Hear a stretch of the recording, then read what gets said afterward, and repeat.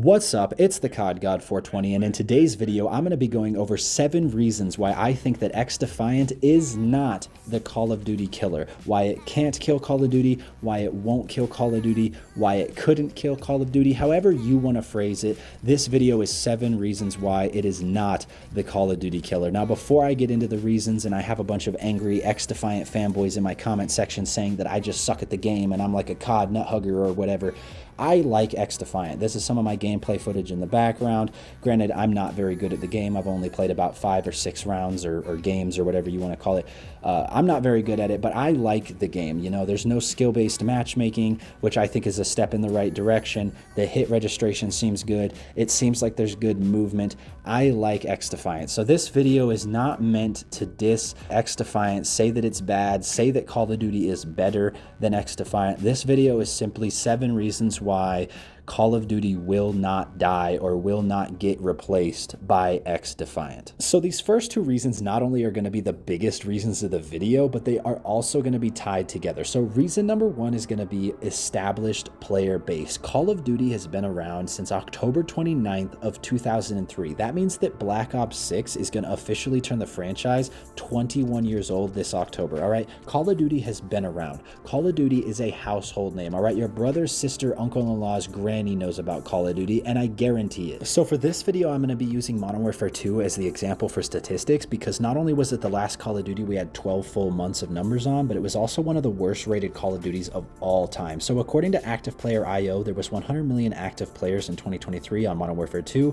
and if you ask ChatGPT the same question, it also says about 100 million active users in the late 2023. So I don't know how accurate it is, but I'm going to go with 100 million. Now, if half of those people bought it at $70 base price, we're looking at $3.5 billion with a B, billion, just from the base price. Now that doesn't even count like the $100 Vault Edition or anything else. That is just in Modern Warfare 2 game sales, the worst Call of Duty, from 50% of the active players. That's insane, especially when your game only costs $250 to $300 million to develop. That is an insane profit, yo. Which leads us to reason number 2, which is money. All right, nobody over there at Activision, nobody at Call of Duty is hurting for money at all. $3.5 billion from the worst game that has ever been made.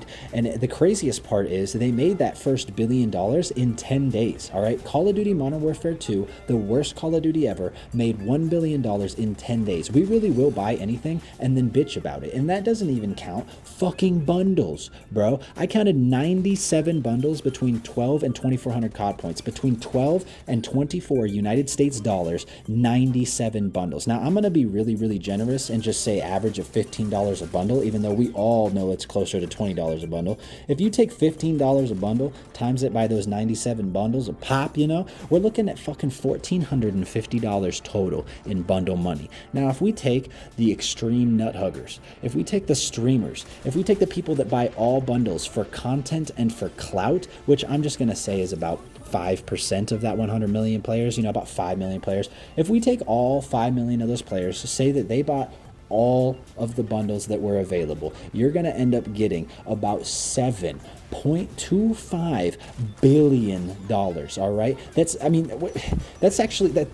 more than double what the fucking game made from game sales, off of bundles, off of cosmetics, nothing, off of nothing, basically. So if you take that 7.25 billion, add it to the 3.5 billion, then we get 10.7 billion, fucking round it on up, $11 billion from the worst Call of Duty that's ever been made. So if you think that XDefiant, if anybody at Call of Duty is even sweating a drop over XDefiant when they're making 11 billion off of actual garbage, you're crazy, dude. You're actually crazy, and it's not even making a difference in their mind. It's not even on their radar. So moving along, reason number 3 is going to be esports and the competitive scene. Now, I personally was guilty of this, and I feel like a lot of people out there are guilty of this, and that is not knowing just how massive the Call of Duty esports scene is, just how massive Call of Duty League is. I mean, they have pro tournaments and pro teams, and then they also have, you know, just like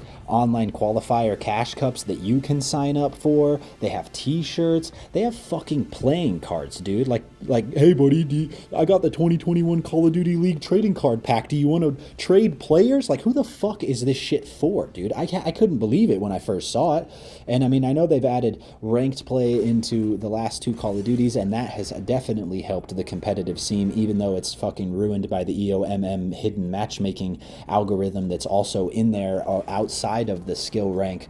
The whole thing is just fucked up. But they also have online qualifying cups and things. So the Call of Duty esports scene is alive and well, all right? They're planning for Black Ops 6 esports as we speak. Up next is reason number 4, legacy. All right, now I'm just going to throw these titles up on the screen for you, and you go ahead and comment down below when the nostalgia starts, all right? And I know that it's not necessarily fair to compare because XDefiant just came out, but that's kind of the whole point of this video, is that XDefiant doesn't compare, all right? Call of Duty's legacy is so huge, it's so massive, that if they decided after Black Ops 6 that they would never make another Call of Duty still would never die. It is immortal, all right? Call of Duty's legacy games have built a foundation that will make the name Call of Duty immortal. Even if they continue to go downhill, which Black Ops 6 doesn't look like it's going in that direction, but even if every game they make from here until the end just keeps going down and down and down, it will never,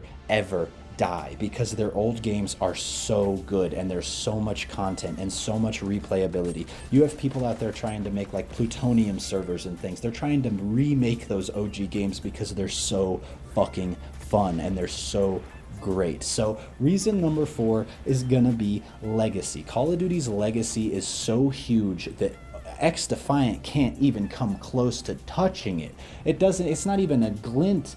Like, you can't even see it. XDefiant doesn't exist next to the massive entity that is Call of Duty's legacy. So I know that XDefiant is going to get bigger in the future, but so is Call of Duty, all right? They're not going to stop. They're not going to stop making games, so the legacy is just going to continue and continue. So this is another reason why XDefiant will not kill Call of Duty. Which leads us to reason number 5, AAA production value. Now, I'm not trying to say that XDefiant looks bad at all. I think XDefiant looks great, but I think that Call of Duty looks better, and I expect it to, just simply for budget reasons, but I do. I think Call of Duty looks better. I think Call of Duty is smoother. I mean, I just do, all right? We all have our bitching about Call of Duty. We all have our complaints about Call of Duty. We have all said things about Call of Duty, but one thing that I have almost never heard in all 20 years of Call of Duty is it looks bad, or this looks bad. I mean, even though I hated Modern Warfare 3's campaign, it looks really good, all right? If they decided to make an hour-and-a-half movie out of this animation style, I'd fucking watch it. And I bet you would too, because it has such a high production value. You have people who are, you know, putting on those suits that capture your image on the computer and, like, you know, facial expression. I mean, they have a massive production value, and you expect them to, because they are Call of Duty. It is something that everybody expects. I think that Black Ops 6, is it going to be a good game? We don't know. We're going to have to wait to play it. But is Black Ops 6 going to look amazing? I bet it fucking will. I will bet you money that Black Ops 6 looks incredible.